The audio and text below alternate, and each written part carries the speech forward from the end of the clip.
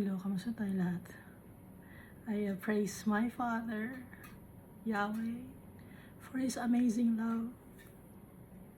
He will never leave us nor forsake us. He is always ready and willing to accept us.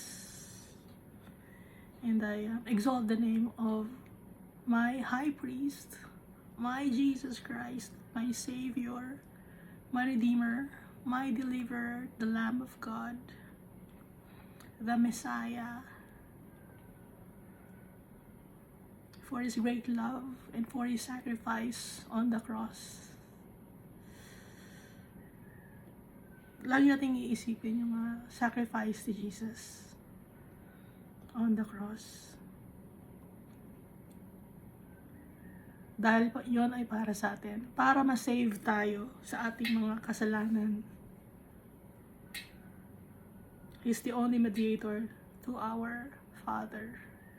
Kaya magpasalamat tayo kay Jesus Christ, magpasalamat tayo sa tatay natin dahil hindi tayo nawawala sa puso at isipan ng tatay natin.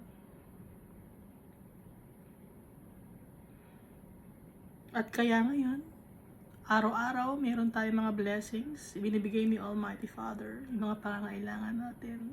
Meron tayong oxygen, meron tayong carbon dioxide. Importante yung carbon dioxide para sa mga plants, dahil yung mga plants, sila naman ang gumagawa ng oxygen. So, balance ginagawa ni Almighty Father. Kaya we don't have to worry about anything. Huwag natin pangunahan yung tatay natin. Dahil our Father is full of wisdom and knowledge. He created this world. Kaya wag natin pangunahan yung tatay natin. Tayo ang walang alam. At nagawa ang mundo na to. Tayo ay nagawa ng tatay natin because of love. He wants to share His gloriousness, His eternal salvation with us. He wants to share His heavenly kingdom with us. Sino tayo? Gawa lang tayo sa putik, sa alikabok. Pero yung tatay natin, importante tayo sa Kanya.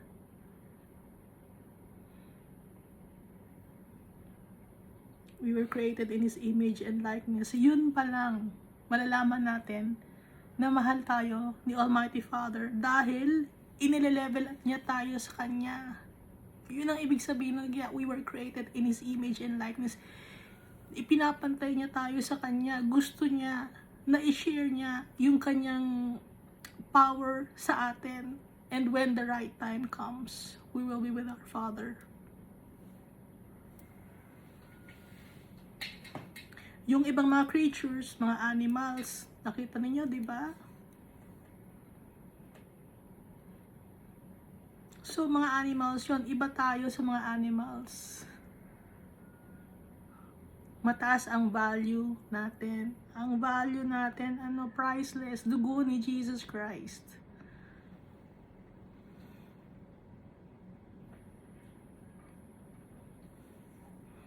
Kaya, anong hinihingi lang ng tatay natin sa atin?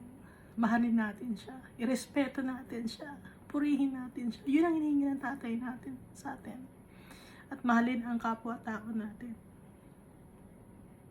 Yun ang hinihingi ng tatay natin sa atin. Mahirap pang gawin.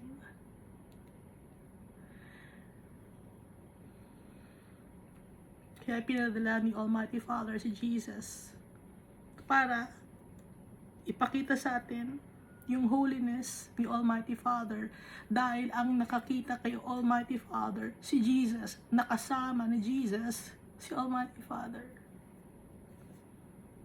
Kaya kilalang kilala ni Jesus si Almighty Father.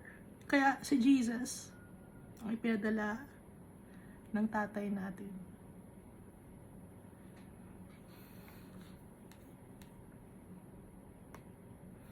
Dahil yun sa pagmamahal. Yung pagmamahal na may respeto, may pangunawa, may justice, may righteousness. Yun yung pagmamahal na willing si Almighty Father ibigay sa atin at binigay na niya sa atin yon. Tayo lang ang hindi marunong umintindi. Tayo lang ang gustong mamuhay sa kasalanan. Tayo lang ang matigas ang ulo. Tayo lang ang ayaw umintindi. Tayo lang ang selfish. Si Almighty Father, hindi siya selfish. He's very giving. Kaya nga, ginawa niya tayo ng kapangis niya eh.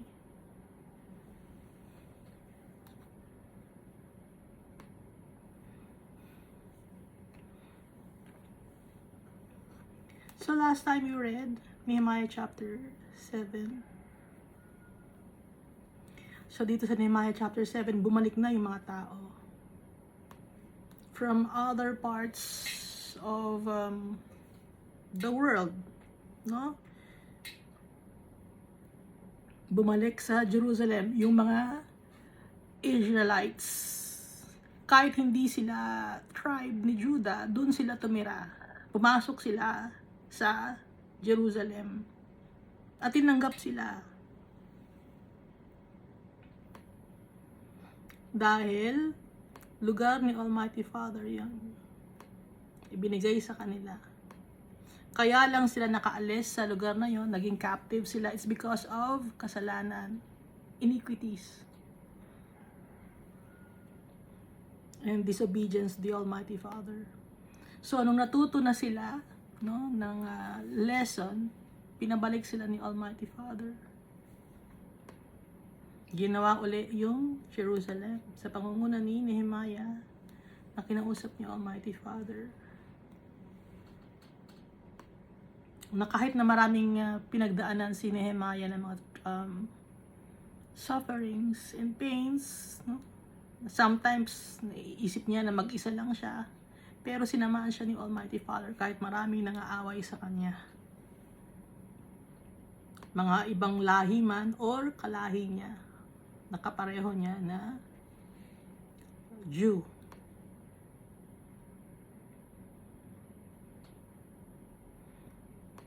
At nagbigay ng mga offerings yung mga tao.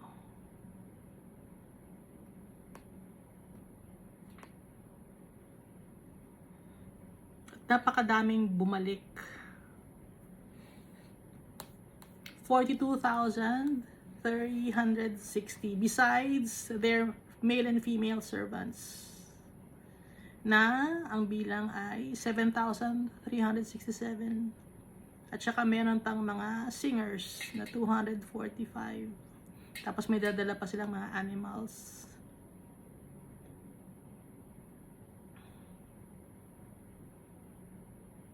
At nilista nila kung sino yung mga nakabalik. May census, no? At syempre may mga Levites, kasi ang mga Levites, wala silang lugar. Wala silang mana na lupain.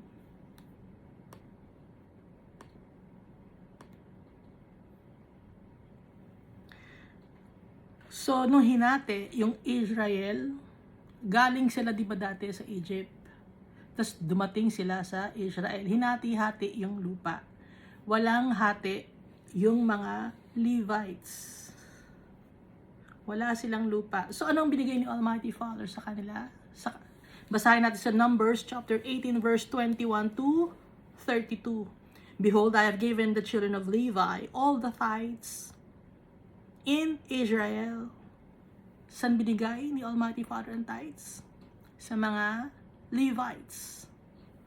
I have given the children of Levi all the tithes in Israel as an inheritance in return for the work which they perform, the work of the tabernacle of meeting. So mga priests ito, Levites, lahi ng mga priests. Hereafter the children of Israel shall not come near the tabernacle of meeting lest they bear sin and die. Kaya yung mga Levites lang ang pwedeng lumapit sa tabernacle.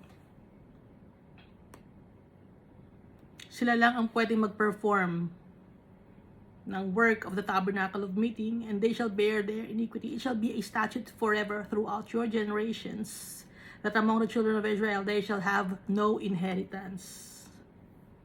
For the tithes of the children of Israel, which they offer up as a heave offering to the Lord. I have given to the Levites as an inheritance, therefore I have said to them, among the children of Israel, they shall have no inheritance. Kaya walang inheritance sa mga Levites. Anong meron sa kanila? Meron silang tithes. Yun ang nakukuha nila. No? Binigay sa kanila ni Almighty Father. Kaya yung time noon, nagbibigay ng tithes ang mga tao for the Levites, for the high priests.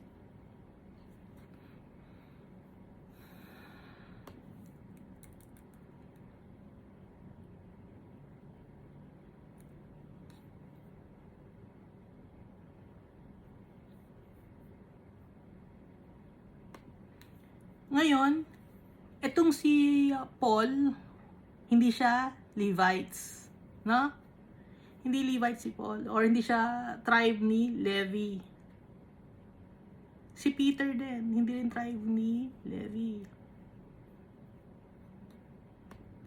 So, itong si, example lang ha,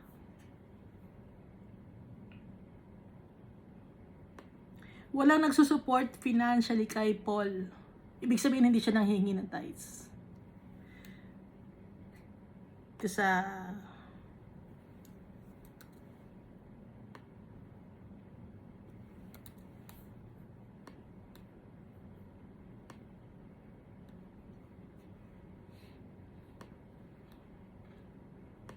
Kasi walang land ang mga Levites. Okay? Inuulit ko, walang land na mana ang mga Levites. Kaya, ganun ang nangyari. Wala na may tithe sila. Sila ay mga lahi ng mga Levites. Ngayon, may mga Pilipino, lahi ba kayo ng Levites? Ba't kayo nanghihingi ng tithes?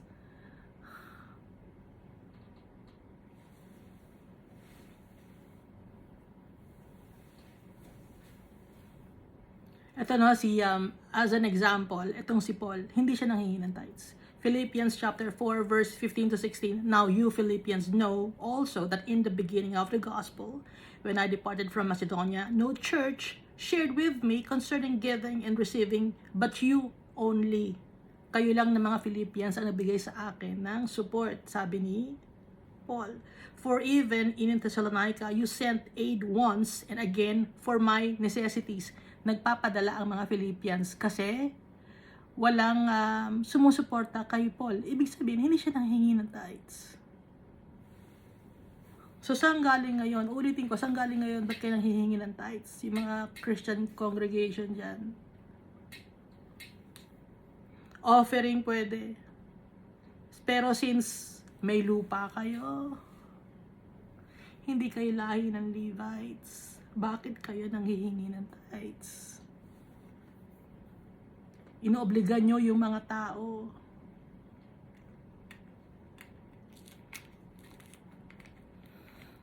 Tapos pag hindi nagbibigay ng tithes, sasabihin niyo hindi makakapunta ng langit. So anong ginagawa nyo? Ninanakawan nyo yung mga tao. Kayo ang nagnanakaw sa mga tao. Tinuturuan nyo ng mali para bigyan kayo ng pera. Pero hindi nyo in-explain kung saan galing yung tithes.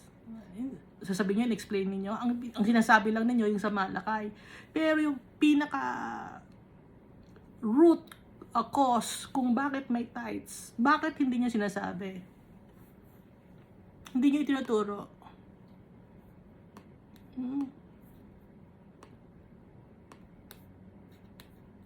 Ang turo ni Jesus, no? May isang, ulitin ko may isang babae. Anong binigay lang niya? Maliit na pera lang. Ang isang lalaki, binigyan niya malaking pera, nagbigay siya ng tithes. Kanino natuwa si Jesus? Dun sa babae na maliit lang na pera ang nabigay.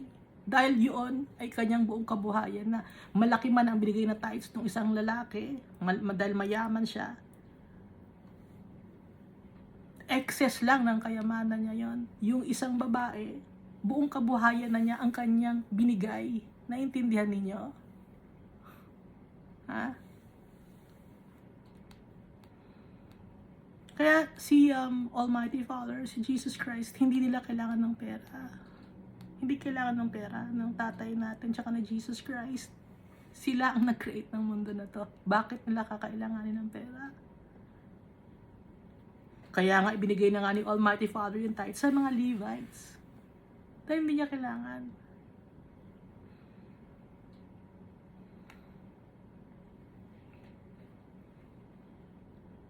Pero ayaw ninyong tanggalin sa katuruan ninyo yung panghihingi ng tithes. Na yun ang kinadadapa or kinaka-stumble ng ibang mga tao na gustong maglingkod kay Almighty Father. Gustong maglingkod kay Jesus Christ. Ano ang gusto ni Almighty Father at saka ni Jesus Christ? Buong puso natin, buong kaluluwa natin ang kailangan ni Almighty Father at Jesus Christ. Hindi financial.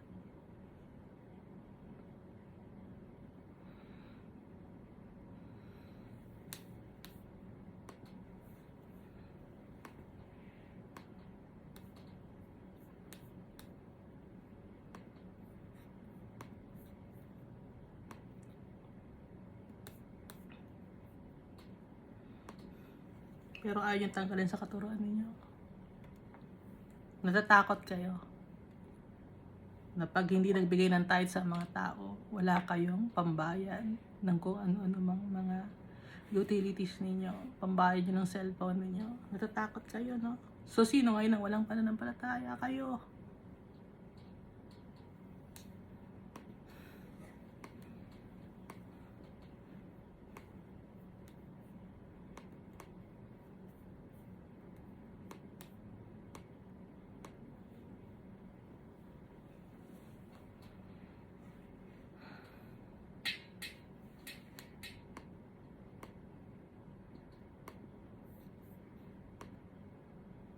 Anong sinabi ni Jesus sa Matthew chapter 23 verse 23?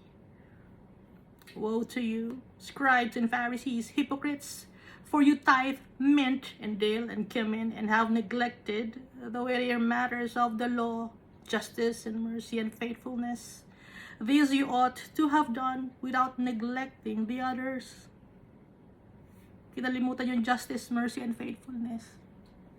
Nag-focus sa tithes. Nag-focus sa pera.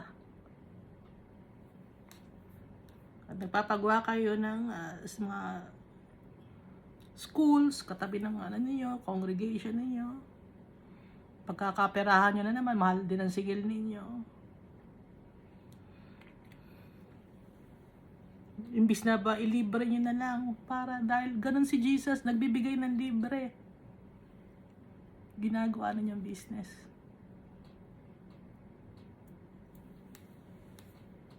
Ginagawa niyang business si Almighty Father, si Jesus Christ. Sa tingin ninyo, natutuwa sa inyo si Almighty Father at si Jesus Christ.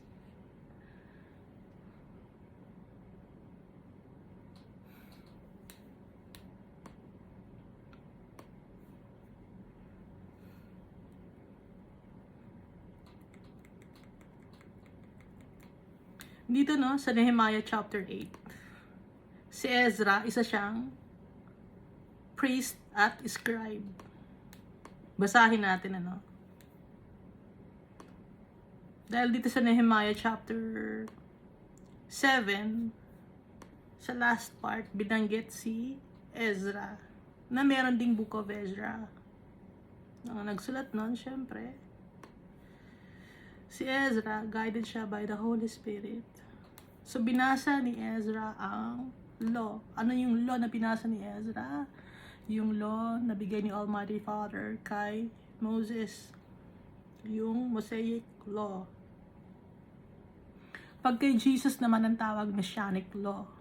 Pag kay Moses na law ang tawag naman, Mosaic Law. Basahin natin, Nehemiah chapter 8. Now all the people gathered together as one man in the open square that was in front of the water gate. Dahil nga yung Jerusalem, may Jerusalem wall na, maraming gate yon. So, sila ay nagkaroon ng gathering sa tapat ng water gate, and they told Ezra, the scribe, to bring the book of the law of Moses, which the Lord had commanded Israel. Dalhin ang book of law of Moses. Ano yung book of the law of Moses? Genesis, Exodus, Leviticus, Deuteronomy, Numbers. So, 5 yun, Tama ba? Exodus, Leviticus, Numbers 5.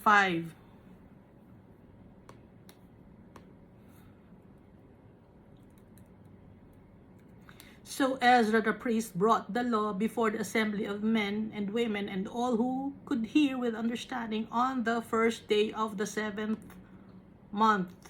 So sa ika-7th month, sa pinakaunang araw, no, binasa niya ang law.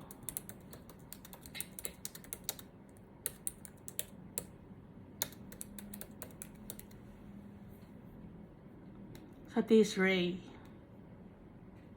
Pero pag Gregorian calendar, September or October. Pero pag 7 sa Jewish calendar, Tishrei, yung 7th month. So Tishrei, day 1, no?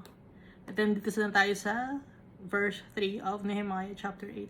Then he read from it in the open square that was in front of the water gate, from morning until midday. Mahaba magbasa. Simula pa nung umaga hanggang midday, before the men and women and those who could understand, and the ears of all the people were attentive to the book of the law. Na-miss ng mga tao yung salita ni Almighty Father. Kaya attentive silang nakikinig habang binabasa yung Genesis, Exodus, Leviticus, Numbers, Deuteronomy. Kasi nandun yung mga law na ibinigay ni Almighty Father kay Moses. Kaya nakikinig yung mga tao. Gustong-gusto nila yung salita ni Almighty Father, yung law, pakinggan. Kasi nga, matagal nilang hindi napakinggan. Galing sila sa pagiging captives. Verse 4, so Ezra the scribe stood on a platform of wood which they had made for the purpose. So gumawa sila ng parang tapakan para nakaangat si Ezra habang nagbabasa ng Book of the Law. Parang pulpit, no? And beside him at his right hand stood Mattatiah, Shema, Ananiah, Uriah, Hilkiah, and Maaseiah. And at his left hand, Pedaiah, Mishael, Milchijah, Hashem, Hashbadana, Zechariah, and Meshullam. So, left and right, may mga tao nakaupo.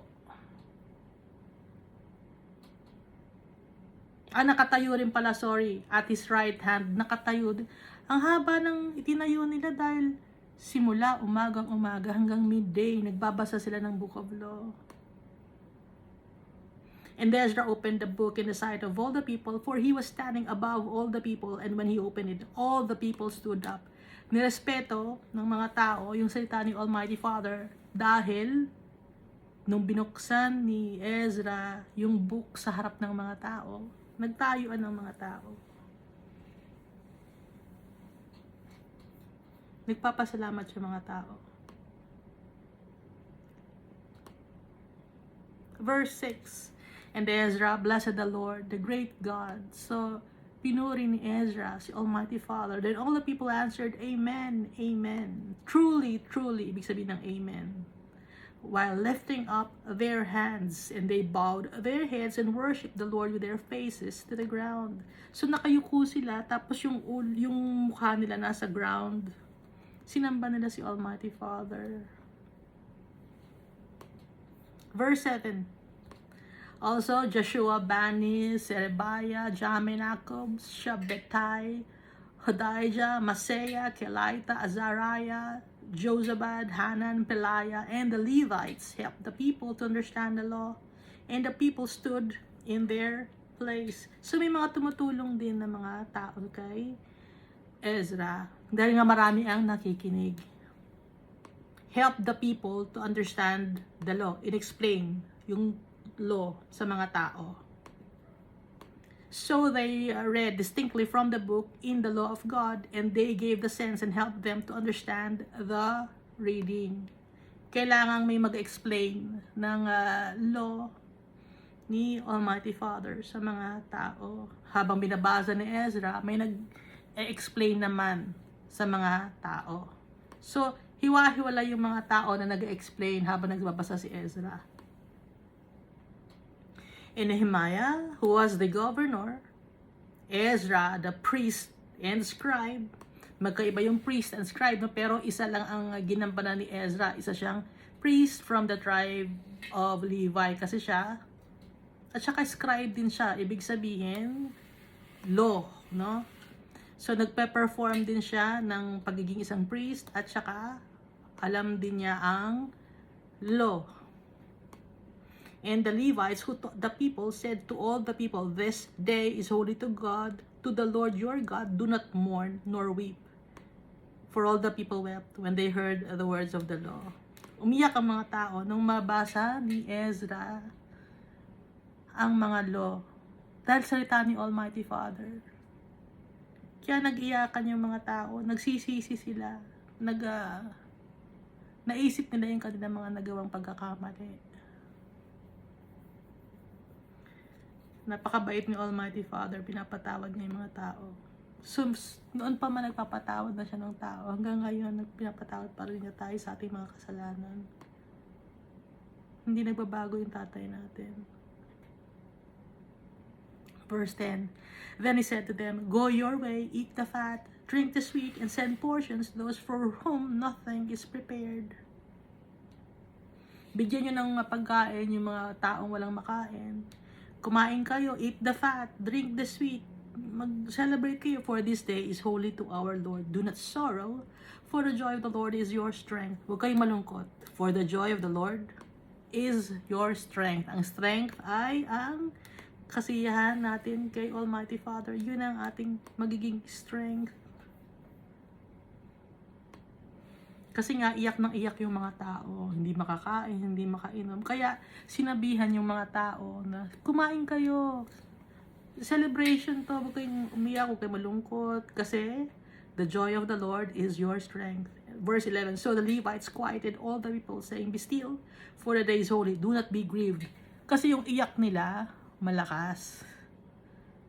Sa sobrang dami natin ng kasalanan, kahit tayo, pag iyak tayo, malakas. Dahil nga sa kabaitan ng Almighty Father.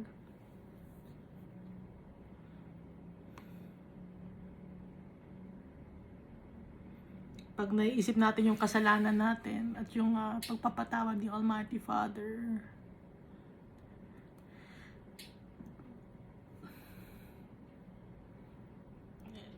hindi natin ma-explain yung feeling pag pinatawad tayo ng tatay natin. Yung feeling of relief and loved tayo ng tatay natin. Dahil nga, kahit na anong pagkakamali ang nagawa natin, papatawarin tayo ng tatay natin.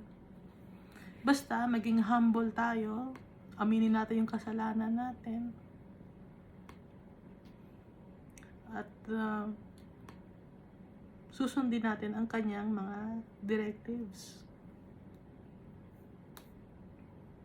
Verse 12, And all the people went their way to eat and drink and to send portions and rejoice greatly because they understood the words that were declared to them. Naintindihan na nila yung binigay na law ni Almighty Father kay Moses. Kaya nag-rejoice ang mga tao, nag-celebrate sila at saka binigyan ng mga hati-hati sila ng mga pagkain. Verse 13, Now on the second day, the heads of the fathers' houses of all the people and the priests, with the priests and the Levites, were gathered to Ezra the scribe in order to understand the words of the law. Sa pangalawang araw naman to. Na nag-gather yung mga tao kay Ezra. Gusto pa nilang mas malalim pa na explanation sa mga law na binigay ni Almighty Father. Dahil long time na yung gustong-gusto nila yung salita ni Almighty Father. Sabik na sabik sila. Uhaw sila sa salita ng Diyos. Verse 14, And they found written in the law which the Lord had commanded by Moses that the children of Israel should dwell in booths during the feast of the 7th month. Ngayon nalaman nila na nakasulat sa law na inutos ni Almighty Father kay Moses na ang mga children of Israel should dwell in booths. during the feast of the 7th month. Kasi ang Jew, meron silang 3 klase ng feast. Yung Passover, itong Sukkot, or Feast of the Tabernacle. Ano ba yun? At saka Shavuot, or Festival of the Weeks. Itong binabanggit sa verse 14, that the children of Israel should dwell in booths during the feast of the 7th month. Ito yung Feast of the Tabernacles. Sukkot or booths means sheltered. So natatandaan niyo 'di ba sa school dati pag may mga anniversary ng school niyo, may mga booths. Di ba pag booth, temporary lang yon, siguro mga 3 days, wala nang booth. Ay, wala nang booth. Di ba may mga jail booth, horror booth, ano pa ba yung marriage booth, kissing booth, ganun. Sa school, di ba? Ngayon, yung booth, temporary yon, di ba, sa school. Kaya itong binabanggit dito sa Nehemiah na booth, na binabanggit din ni Almighty Father, temporary lang din to. Na tayo, ibig sabihin nito, kaya pinapa-celebrate ni Almighty Father. Kasi nga 3 celebration ang inutos ni Almighty Father sa Old Testament, no, kay Moses. So ito yung booth na temporary shelter.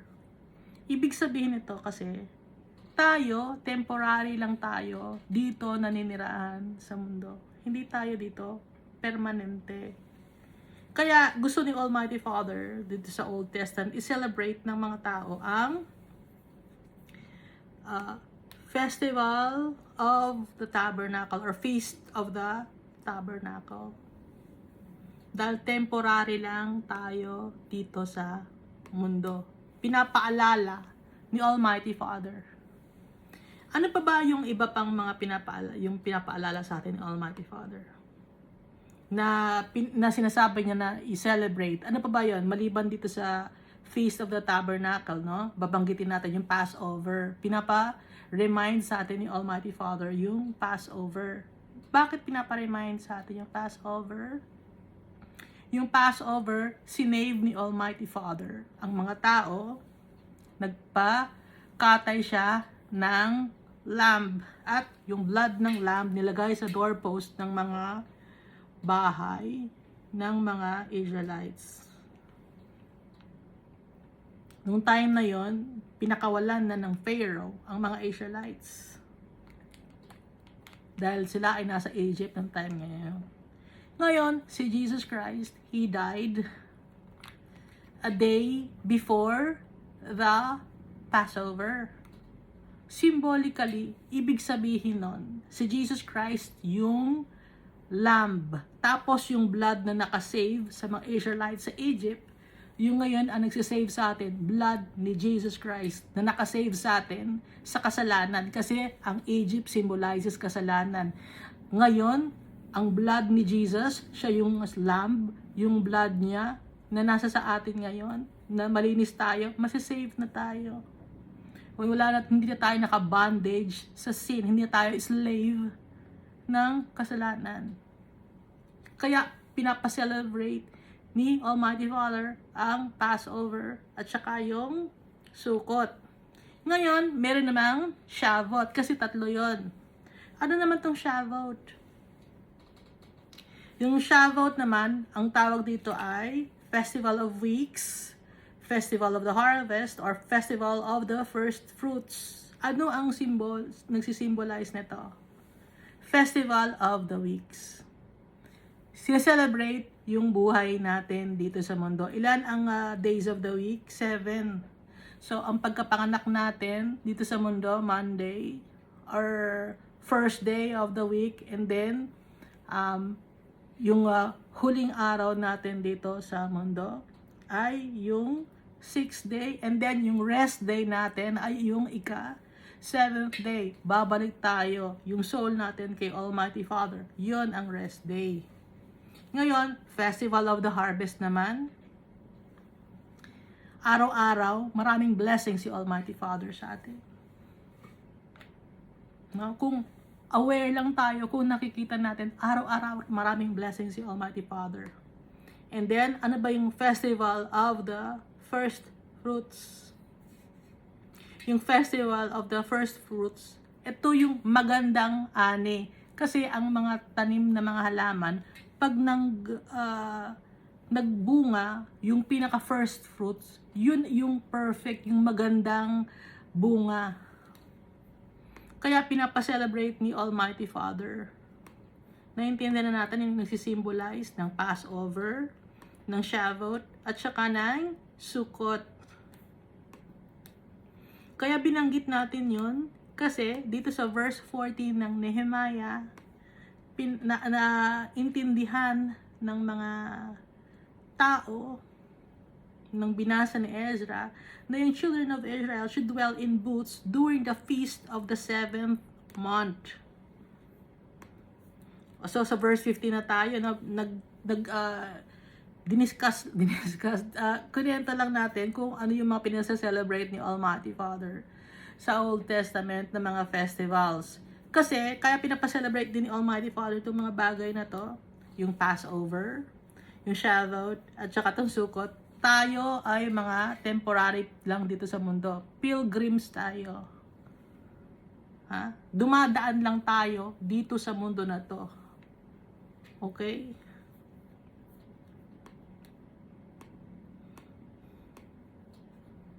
Verse 15. And that they should announce and proclaim in all their cities and in Jerusalem, saying, Go out to the mountain and bring olive branches, branches of oil trees, myrtle branches, palm branches, and branches of leafy trees to make booths, as it is written. Kasi, nung time na Feast of the Booth, kino-commemorate din yung pag-alis nila from the land of Egypt to the land of milk and honey. So tayo ngayon, ano tayo ngayon? Inaalala natin na saan na tayo patungo ngayon? Galing na tayo sa lugar ng kasalanan, iniwanan natin yung mga kasalanan natin bilang followers ni Christ. Papunta na tayo sa land of milk and honey. Ngayon, temporary lang tayo dito sa mundo. Kaya dito, ang mga bahay nila, pinapagawan sila ng booth. So tayo ngayon, yung bahay natin, ngayon na tinitirhan, temporary lang ito. Itong mundo na to na nakikita ninyo, may bahay kayo na maganda. Temporary lang yan. Mahal ang pagkakabili ng bahay ninyo. Ilan ang bilan ng bahay? Temporary lang dahil hindi ito ang totoong bahay natin. Bibigyan tayo ni Almighty Father ng totoong bahay. Naintindihan na natin? Nakakaintindi ba sinasabi ko?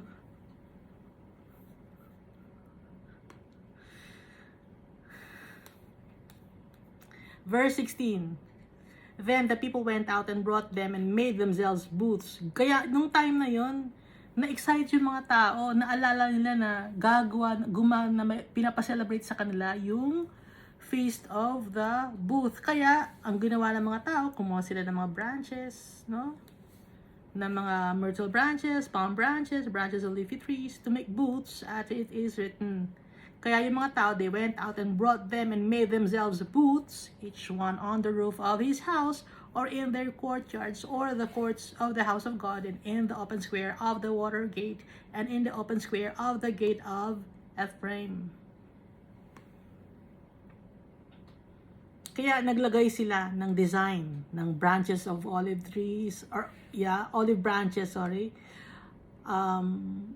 branches of oil trees, myrtle branches, palm branches, para makapag-design ng booth. Ganun ang ginawa nila. Verse 17. So, the whole assembly of those who had returned from the captivity made booths and sat under the booths. So, gumawa sila ng booth para silang mga bata kasi nga sobrang saya nila. Nakabalik na sila sa kanilang lupa na ibigay sa kanila ni Almighty Father. For since the days of Joshua, the son of Nun, until that day, the children of Israel had not done so. Matagal nang hindi nagawa ng mga Israelites yung paggawa ng, or pag-commemorate ng Feast of Booths, or Feast of the Tabernacle. And there was very great gladness. Kaya tuwang-tuwa sila na nakapag-celebrate sila ng Feast of Tabernacle.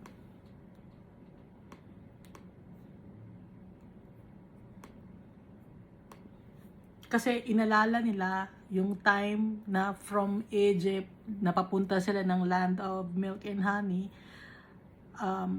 dun sa desert, gumagawa sila ng booth, yung mga Israelites doon, dahil nga malayo ang biyahe. Kailangan nilang magtayo muna ng temporary shelter sa desert. From Egypt yun to Israel. So, ilang years yun? 40 years yun. Paikot-ikot sila sa desert. So, gumagawa sila ng booth. So, kine-commemorate nila yon. Verse 18. Also, day by day, from the first day until the last day, he read from the book of the law of God, and they kept the feast 7 days. 7 days silang nag-celebrate. At binabasa yung book of the law of God. And on the 8th day, there was a sacred assembly according to the prescribed manner. So, ito yung Nehemiah chapter 8. Celebration ito ng mga tao. Nakabalik na sila. Sama-sama silang kumakain. Gumawa sila ng booth, no? To commemorate yung time na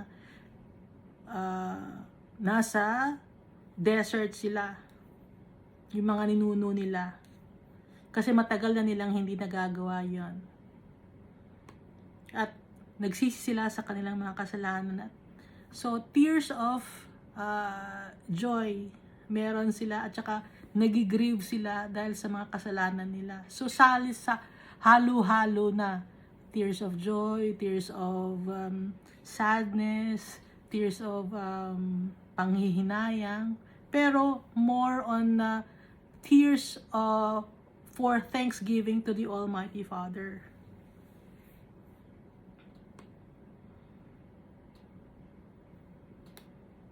So yun yung Nehemiah chapter 8. So dito tayo sa Nehemiah chapter 9.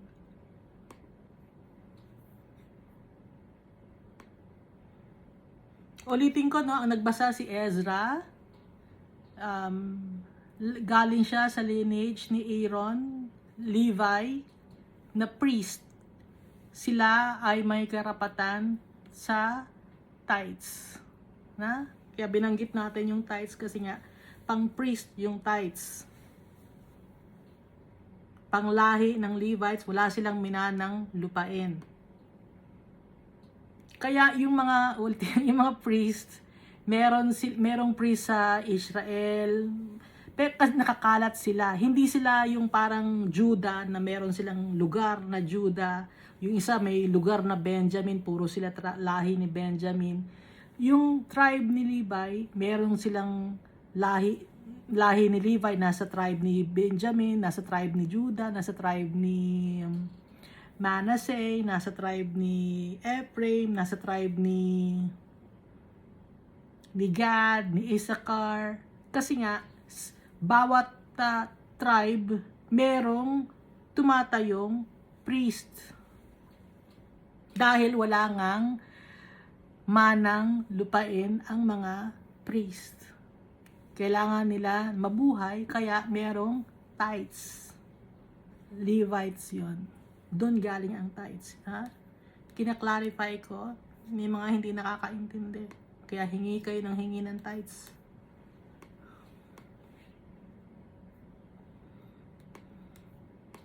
Dito tayo sa Nehemiah chapter 9. Now on the 24th day of this month, and the children of the Israel were assembled with fasting in sackcloth and with dust on their heads.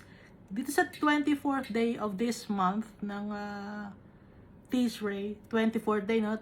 So Tishrei 24. Yung mga children of Israel, nakita ninyo, children of Israel na ang tawag, hindi na children of Judah. Kasi nga, magkakasama na sila. Naging buo na sila. Dati, di ba, hati, Judah and Israel. Dahil nga sa kasalanan ni Solomon. Ngayon, nung nakabalik na sila sa kanilang lupain, naunang ayusin ang Jerusalem at ang Judah, sa pangunguna ni Nehemiah na inutos ni Almighty Father. Kaya pati na rin yung ibang mga tribe dun din tumira sa Judah, sa Jerusalem. So from there, hanggang kumalat na naman, dumami na naman sila. Kaya ang tawag dito, the children of Israel were assembled with fasting in sackcloth and with dust on their head. Kaya nagmamorn sila, naglalament sila. Pag sinasabing naka-sackcloth, may dust sa ulo, nagpa-fasting, naglalament sila, nagsisisi sa kasalanan. Verse 2, then those of Israelite lineage separated themselves from all the foreigners. They stood and confessed their sins and the iniquities of their fathers. So, saan sila nagko-confess ng kanilang kasalanan? Ulitin ko, no? Then those of the Israelite lineage, yung mga may lahing Israelite, hindi lang Jew, no? Kundi lahat ng Israelite, may lahi, they separated themselves from all the foreigners. So, mga ibang lahi, mga Ammonites, humiwalay sila sa mga Moabites, sa Ammonites. Ngayon, ang ginawa nila, they stood and confessed their sins and the iniquities of their fathers. Hindi sila bumubulong na ito ang kasalanan ko. Hindi.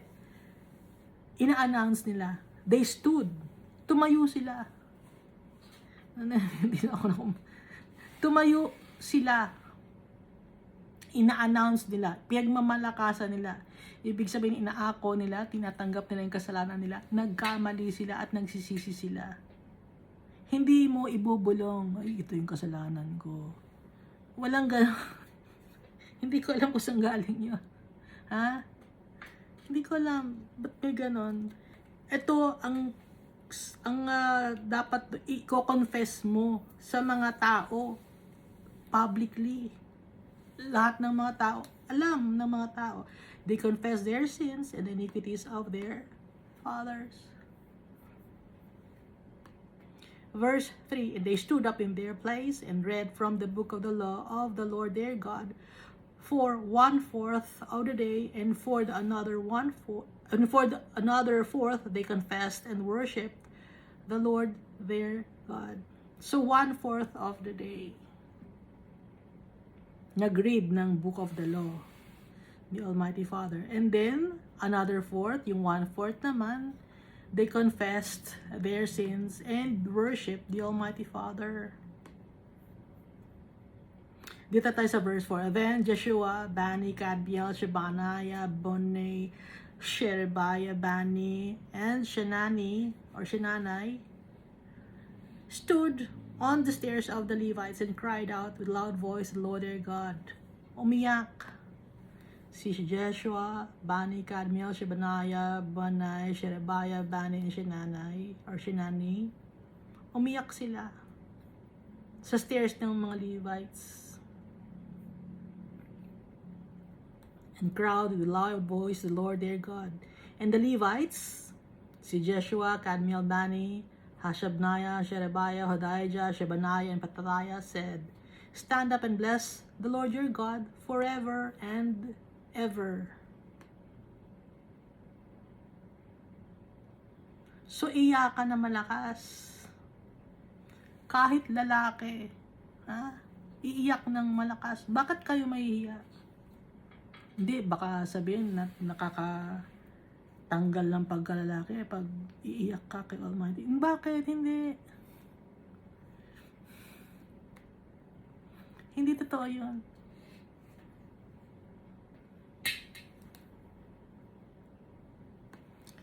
Nakaka-amaze nga no? Pag yung lalaki umiiyak. Dahil, ibig sabihin nun, may puso siya. Na honest siya. No? Hindi ko alam sa inyo, basta ako pag nakakakita ako ng lalaki na umiyak, kay Lord God. Nagpe-pray. Napapahanga ako. Ang galing naman. Ibig sabihin nun, kasi nga, wholeheartedly, nagpe-pray siya kay Almighty Father. Nagpapakumbaba. Gustong-gusto ni Almighty Father. Magpapakumbaba tayo sa Kanya. Natutuwa si Almighty Father ng gano'n. Na kahit lalaki ka man, no? Huwag mahihiya. Dahil, ang isang tao, pag nahiya, bakit ka nahihiya? May pride ka. Kailangan mo bang iba ka, gano'n? May pride ka, hindi mo kailangan ipakita na mahina ka, gano'n? That's pride. Ayaw ni Almighty Father ng gano'n. Gusto ni Almighty Father nagpapakumbaba. Kung si Jesus nga umiiyak, di ba?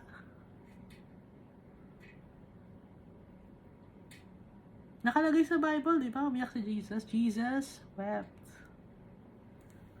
Oh, so bakit mahihiya ang mga lalaki umiyak? Huwag kayong mahiyang umiyak. Especially sa pagpipray kay Almighty Father.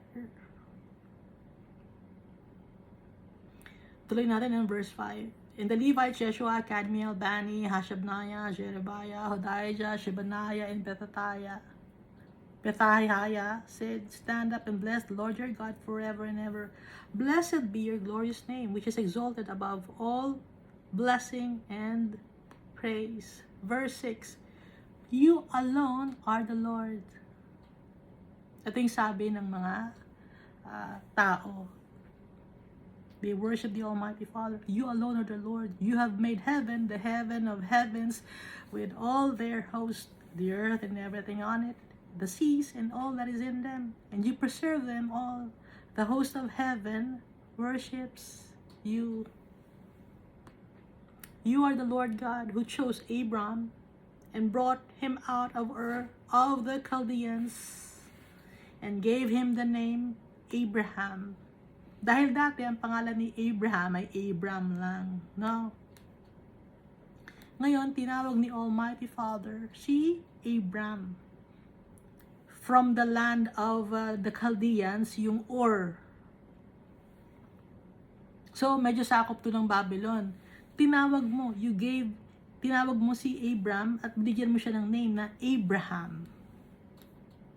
Verse 8, you found his heart faithful before you. Nung tinawag ni Almighty Father si Abram, hindi naman niya nakita si Almighty Father eh. Hindi nakita ni Abraham. Pero may faith siya. Dahil nakikipag-usap si Almighty Father. Hanggang ngayon, nakikipag-usap si Almighty Father sa kanyang mga anak.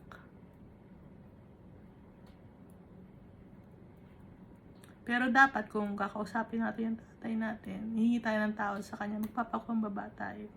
Be remorseful. Take accountability of our sins.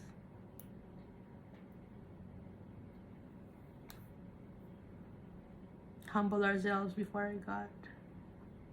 Yun ang gusto ni Almighty Father. Ayaw ni Almighty Father ng mayabang.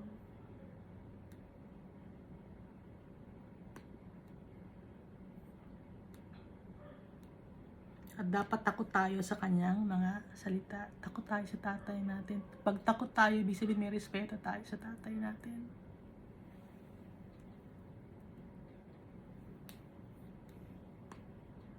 Verse 8, you found his heart faithful before you, and made a covenant with him to give the land of the Canaanites, the Hittites, the Amorites, the Perizzites, the Jebusites, and the Girgashites, to give it to his descendants. You have performed your words, for you are righteous. Ginawa mo lahat ang iyong mga salita, yung mga promise mo, ginawa mo, Almighty Father, for you are righteous. Ganun si Almighty Father. Lahat ng mga binabanggit niya na salita, lahat ng mga nasa Bible, gagawin niya. He will perform all his words. Even sa prophecy na nasa book of Revelation.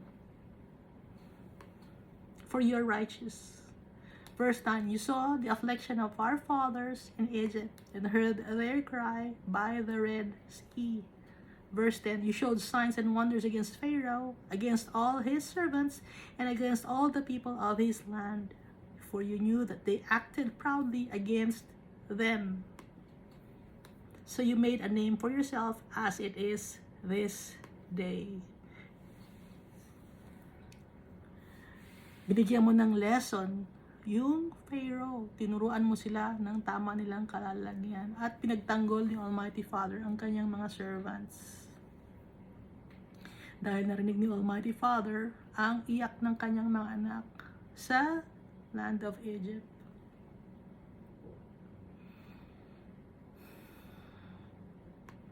Isasave ni Almighty Father ang kanyang mga anak. Pagtatawag tayo sa Kanya, paghihingi tayo ng tulong sa Kanya, isasave niya tayo. Hindi pwedeng hindi niya tayo isave dahil mahal niya tayo.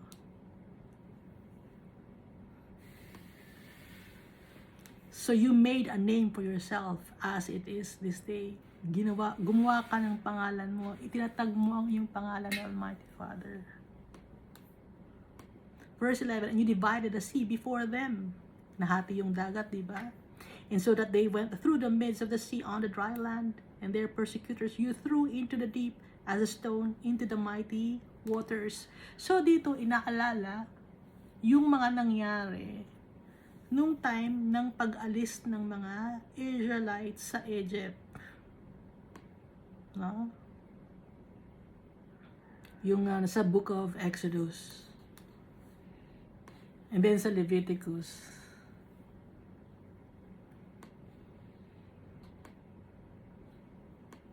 Verse 12, moreover, you led them by day with a cloudy pillar. Sa umaga kasi, may clouds.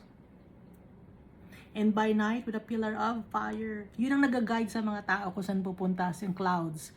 Pag yung cloud huminto, hihinto din ang mga tao, yung mga Israelites. Pag yung cloud lumakad or umandar, aandar din ang mga tao. Yun ang tinitignan na guide ni Moses. Sa gabi naman, meron silang pillar of fire na may nagbibigay sa kanila ng init at saka ng ilaw sa gabi. May pillar of fire sila. To give them light on the road dahil nga minsan gabi, lalakad sila. Madilim, meron silang guide naman na pillar of fire which they should travel. So, day and night, nagta-travel sila, tapos minsan hihinto sila, kaya merong silang booth. Okay? Kaya meron silang temporary shelter, gumagawa sila ng tent. Verse 13, you came down also on Mount Sinai and spoke with them from heaven and gave them just ordinances and true laws, good statutes and commandments. Verse 14, you have made known to them your holy Sabbath and commanded them precepts, statutes, and laws by the hand of Moses, your servant. Verse 15, you gave them bread from heaven for their hunger, yung manna, and brought them water out of the rock for their thirst. Diba, dahil sa nauuhaw sila, pag inutos ni Almighty Father, dun may tubig sa bato na yon, yun ang ngayon ang lalapitan para pukpukin ng staff ni Moses yung bato. Para lalabas doon yung drinking water. And told them to go in to possess the land which you had sworn to give them. But they and our fathers acted proudly, hardened their necks, and did not heed your commandments. Pero yung mga tatay namin, yung mga ninuno namin, matigas ang ulo, mayayabang, stubborn, at hindi sinunod ang utos mo. Verse 17, they refused to obey, and they were not mindful of your wonders that you did among them, but they hardened their necks, and in Egypt, in their rebellion, they appointed a leader to return to their bondage. But you are God, ready to pardon, gracious and merciful, slow to anger, abundant in kindness, and did not forsake them.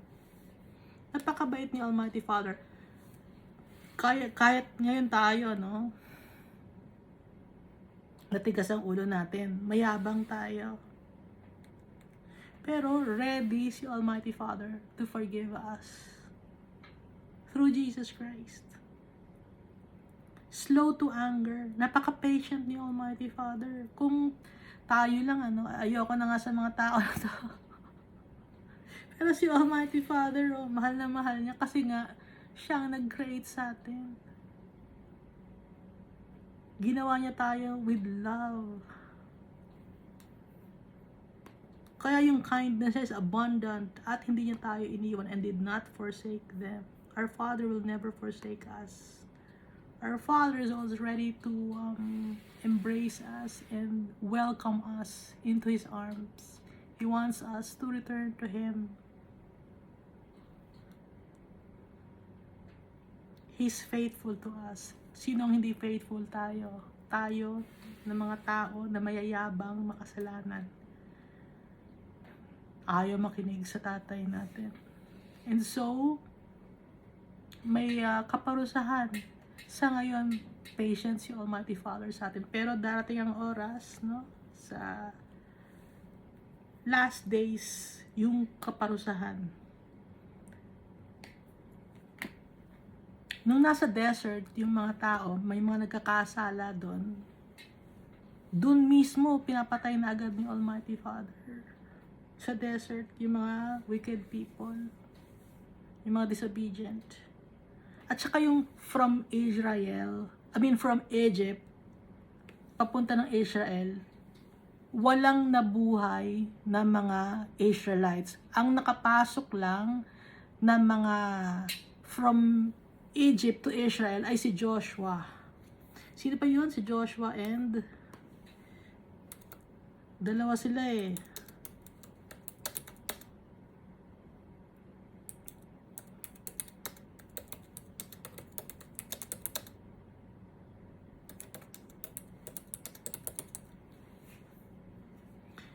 Caleb. Si Joshua and Caleb lang ang naka-enter ng promised land. Pero yung mga ninuno na galing sa Egypt, wala nang buhay nung nandun na sila nakapasok ng Israel.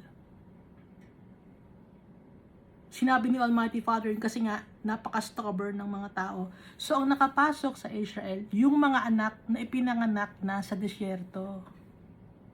Kasi yung mga tao na galing sa Egypt or ipinanganak sa Egypt, hindi sila nakapasok sa Israel because of their stubbornness. Kaya yung mga ang nakapasok lang sa Israel na paghati-hatian ng lupa ay yung mga anak ng mga galing sa Egypt. Pero yung from Egypt mismo, dun sila nabuhay, tapos diretso ng Israel, walang nakapasok. Dahil nga sa stubbornness. Ang nakapasok lang si Joshua at si Caleb.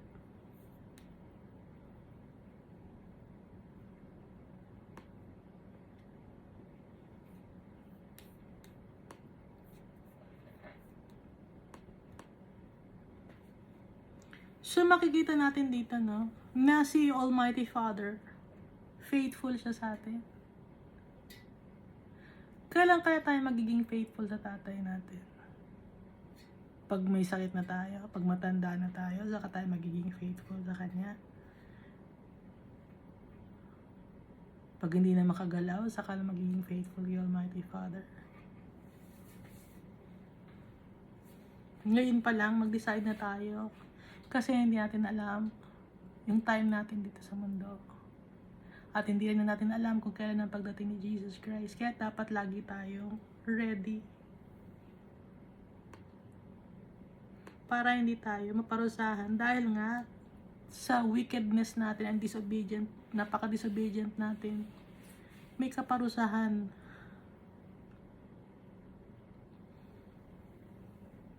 Baka sabihin nyo, akala ko mababait si Almighty Father, very loving. Bakit may kaparusahan? Very patient si Almighty Father. Ang tagal-tagal na niya tayong inaantay. At syempre, kailangan ng mga tao na nagtitiwala kay Almighty Father at kasama ni Almighty Father yung souls ng justice. Bibigyan ni Almighty Father ng justice yung mga tao or yung mga souls na kasama niya. Pati na yung mga faithful followers ni Almighty Father, bibigyan niya ng justice. At kailangan yung wickedness dito sa mundo mawala. Kaya kung ang isang tao ay wicked, doon siya mapupunta sa impyerno para mabawasan ang wickedness ng mundo na to. Dati, ang buhay ng tao umaabot ng mga 900, no? 800, 700. Nung ang nangyari, kaya naging 120 na lang yung limit ng tatagal ang buhay ng tao dito sa mundo. Ay dahil sa wickedness, dumadami ang tao, dumadami rin yung kasalanan. Kaya nakita ni Almighty Father, ihihinto na niya yung year or yung edad ng tao sa 120. Yun na ang pinaka-maximum na binibigay na chance ni Almighty Father sa mga tao. Pinaka-maximum ha. So, may mga mabababa pa doon na edad. Yun ay dahil sa para hindi na dumami yung mga makakasalanan. Kailangan maitanggal na. Halimbawa, ay bulok naman itong example bulok itong prutas na to. Bakit patatagalin ko pa? Bulok naman na siya. Itatapon ko na to. Ganon. Itong prutas na to, wala na tong pag-asa eh. Itatapon ko na to. Halimbawa, may prutas. O ito maganda pa to, mukhang may pag-asa pa to. Itatabi natin to. Ganon ang ibig sabihin ni Almighty Father.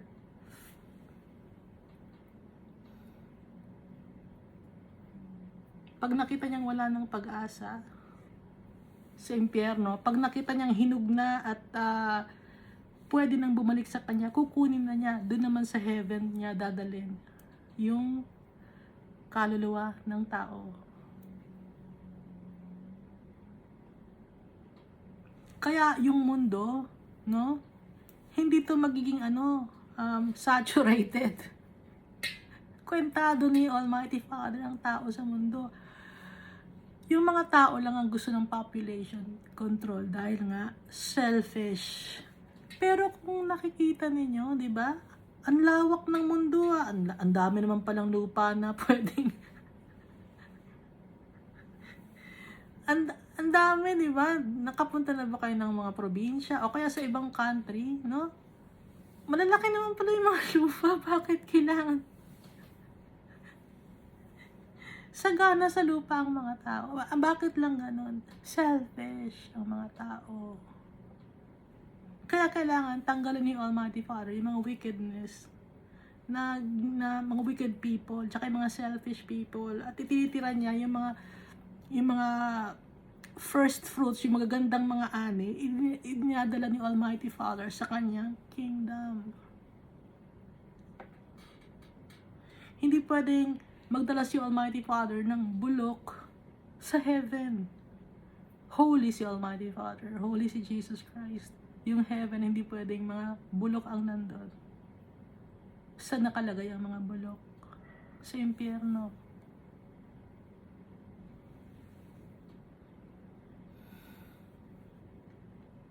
Paano tayo magiging hindi ugaling? Paano tayo magiging ugaling maayos? Yung parang si Jesus Christ. Magbabasa tayo ng Bible, magpe-pray tayo kay Almighty Father tsaka kay Jesus Christ. Gagayahin natin si Jesus Christ.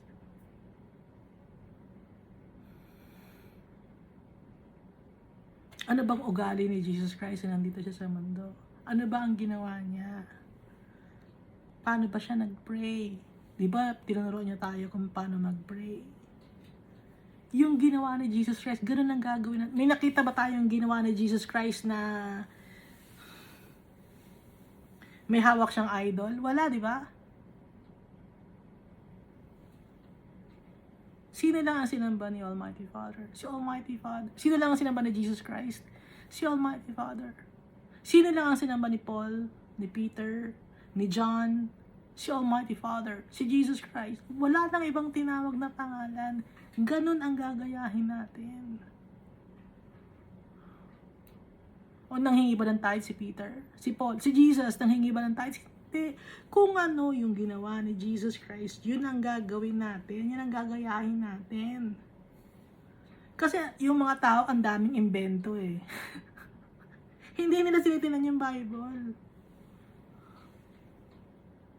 Naniniwala sila sa mga kwentong kutsero, sa mga ninuno, sa mga culture and tradition na wala namang kwenta, na wala naman sa Bible. Ang Bible, totoo to. Kaya kayo mga archaeologists, tumitingin sa Bible. Asan ba rito yung Ark of the Covenant? Asan dito yung Noah's Ark? Saan? Ginagawa nilang basehan yung Bible ng mga archaeologists. Because the Bible, totoo ang Bible. Dinidiscredit lang ng ibang mga tao because of their wickedness. Ayaw nilang tanggapin si Almighty Father dahil mas gusto nilang gumawa ng kasalanan. Mas gusto nilang sundin ang kanilang sarili. Pero tayo, susundin natin yung tatay natin. Yun ang wisest decision. Hindi man tayo nakapag-aral ng mataas, hindi man tayo sikat, pero yung pinaka-wise decision na gagawin natin, mahalin si Almighty Father, mahalin si Jesus Christ, magtiwala, yun ang wisest decision. Hindi yung mga natututunan mo sa mga school na mga mamahalin. Hindi yun ang wise decision. Hindi yun ang totoong knowledge. Ang totoong knowledge, magtiwala kay Almighty Father, magtiwala kay Jesus Christ.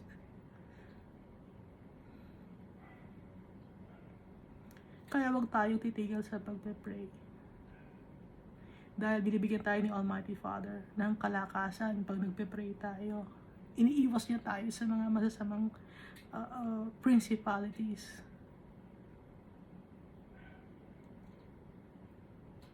Hindi man tayo yayaman dito sa mundo na to. Dahil ang mundo na to temporary lang. Saan tayo mayaman? Kay Almighty Father. Bakit tayo mayaman? Yung tatay natin nag-create ng buong mundo. Sa kanya lahat galing. Yun ang tatay natin. Kaya tayo, mayaman tayo. Hindi sa mundo na to, na temporary, na nabubulok. Thank you, and God loves us all so much.